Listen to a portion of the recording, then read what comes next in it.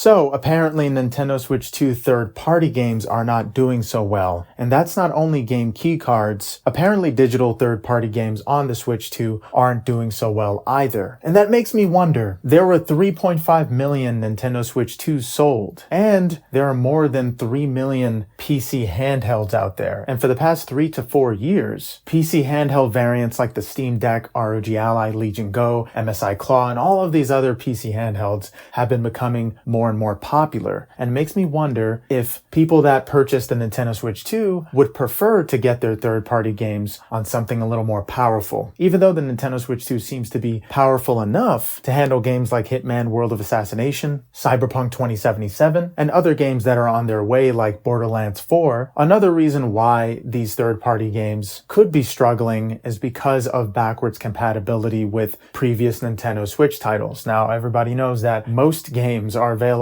on the Nintendo Switch 1, so if you don't like one of those 5 third-party games that are exclusive to the Nintendo Switch 2, like Hitman World of Assassination and Cyberpunk 2077, then maybe most people just played their old games that they had on the Switch 1 and bought first-party titles for the Switch 2 instead. That could be a reason, but another reason could be the fact that the Switch 2 is $450 alone. And most people might just not have the money for a third-party game as well as Mario Kart World, since that's $80 and most people wanted it physical, as well as a $450 handheld hybrid. Because most people that get Nintendo systems usually get it for a decent price, like $200 to $300.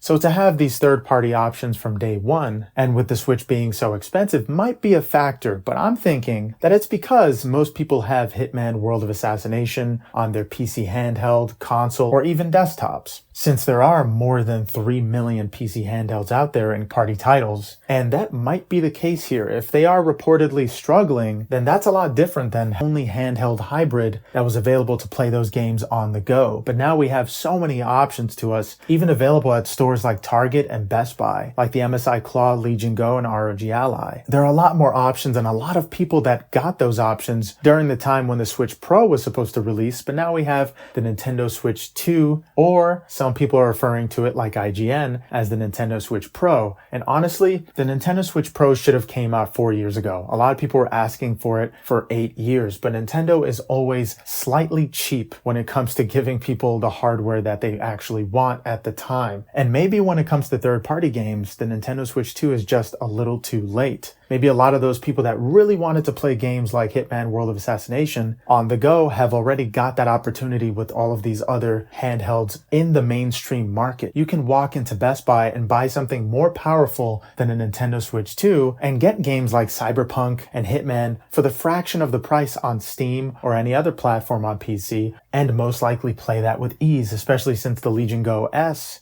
has SteamOS, and SteamOS provides an even easier way to play those third-party titles. And there are a lot more handhelds coming out soon, like the ROG Xbox Ally, which I still don't like the name, but with that being in the mainstream officially when it comes to PC handhelds, that's going to pose an even bigger threat to the Nintendo Switch 2. So I'm starting to wonder exactly how many third-party publishers are going to invest in the Nintendo Switch 2 after seeing the sales of these third-party games struggling even with digital copies. But yeah, guys, let me know what you think about this situation. It might be a threat to the Nintendo Switch. A lot of people were guessing that PC handhelds were actually going to pose a threat, at least in the Switch 2's first year. But I don't think Nintendo needs to worry when it comes to first-party titles. Maybe they should lower the prices on their third-party titles, and that could help them out in the long run. But who's to say what the actual cause is? It's interesting to see this, though, because this has never happened to Nintendo before when it came to the Nintendo Switch 1. It might just be the backwards compatibility. Let's just say it's that. Because why get any new third-party games when you have hundreds that you already purchased, and since the Switch 2 plays them a lot better this time around?